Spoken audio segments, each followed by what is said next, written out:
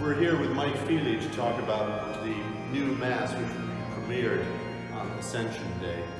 And Mike has written a beautiful piece for us using plainsong themes. Tell us a bit about the piece. Yeah, well, first of all, thank you for inviting me to write this Mass. I'm very excited to hear it. Me too. And to learn it. And to learn well, yes. So yeah, the piece, at least the last, or the Sanctus and the Agnus, incorporates some of the plainsong that we'll hear throughout the Mass that day. In the Sanctus, we start with the Viri Galliaei, which is the introit chant for the day. Here's how that sounds.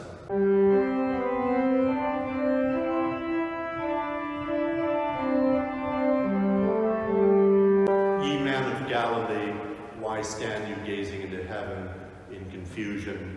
And that, as Mike said, is the introit for Ascension Day. It's buried in the Sanctus, isn't it? It is, yeah.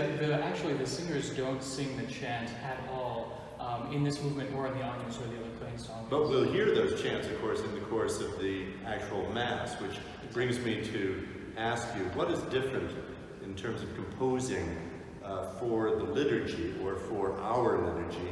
What's different about that than, say, writing this piece for the Kennedy Center or some other locale? When you write for the concert hall, it's entertainment, right? You go to the Kennedy Center and you want to hear, you're there for the music, or you're there for the soloist, or whatever, your opinion of the aria she sings, right? But when I write for church, it's not about the music, right? It's about how the music can elevate the worship experience.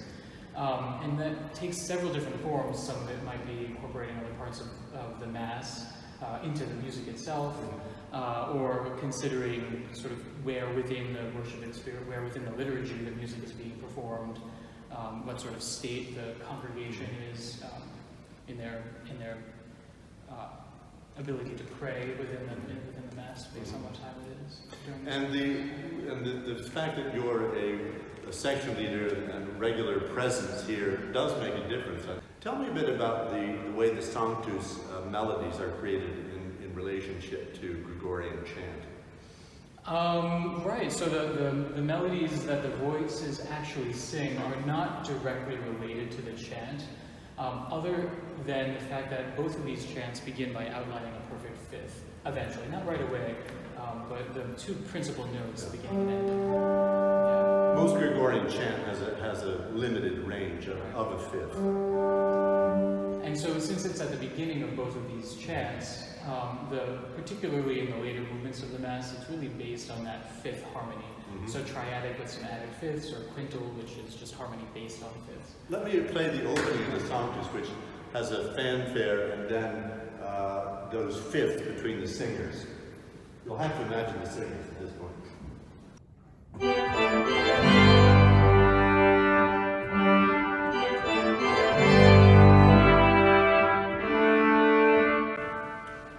Tell me a bit about what was in your mind when you wrote the Benedictus setting. You know, it's really a pivotal, for me anyway, it's a pivotal part of the Mass, liturgically and also musically, where we shift from this kind of glorious image of heaven in the Sanctus to something that's much more prayerful and much more not necessarily penitent, but meditative. Yeah. It has a kind of I don't want to say barroom spirit, but it's definitely kind of it has a relaxed, three to the bar ethos to it. Here's the Benedictus.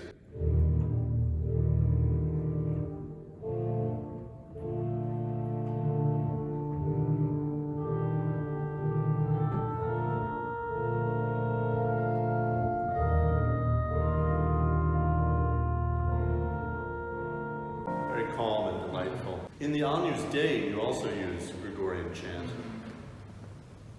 This one's the Ascension Deus. And it is the offertory chant. That's right. In Ascension Day.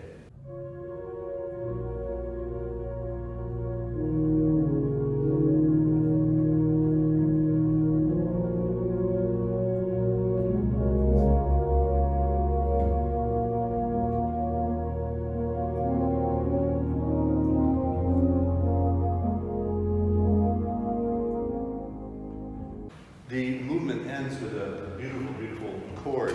The chord which defies major and minor, and which is, I suppose on the face of it, this chord is a dissonant chord, but in the context of this piece, it sounds quite resolved. So I'll play the last several bars of the On Your Stay.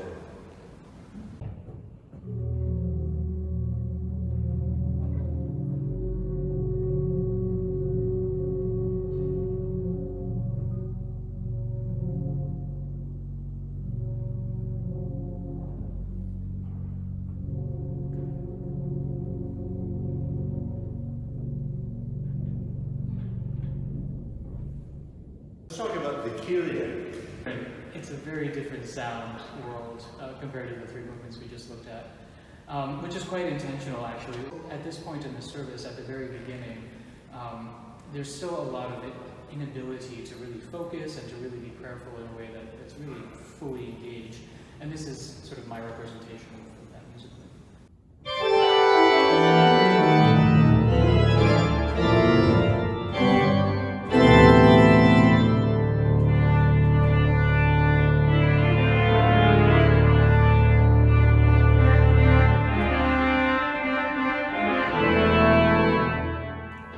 You're certainly giving the organist a workout.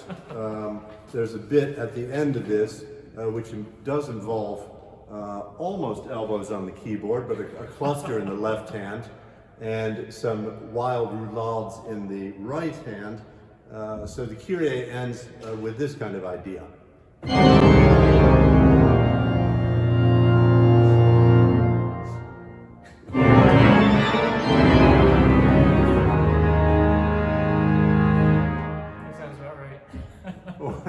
Did I miss enough sharp? One or two. Who's counting? Tell me about the middle section of the Kyrie. It has an interesting ostinato. An ostinato is a repeated pattern. It gets into an actual harmonic language of whole tones, which is not present in the Kyries. So the ostinato pattern in the left hand is based on one whole tone collection. So it's essentially if you were on the keyboard and you started on C, and then go up to D, E, F, and then the black keys. So that's one whole tone collection. The other collection is the other notes essentially. So you're using those two whole tone scale collections Exactly. Simultaneously, and it's in 7/8 time, which is fun to play.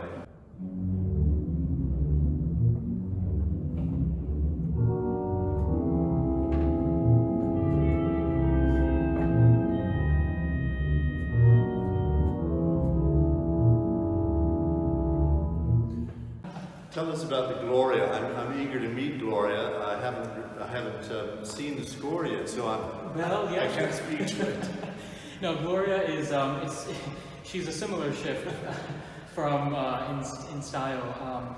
It's sort of a blend between the sound world that we get in the Kyrie Christe with what we'll end up hearing later on in the Mass, and bringing us into the worship experience a little bit more. The entire piece has a unity which is hard to describe. You know, a lot of people think that composers are dead people, and Mike Fili is definitely with us, alive and well and kicking. And exactly. We hope you'll join us on Ascension Day, either in person or live, to share with us the premiere of Mike Fili's Missa Viri Galliaei.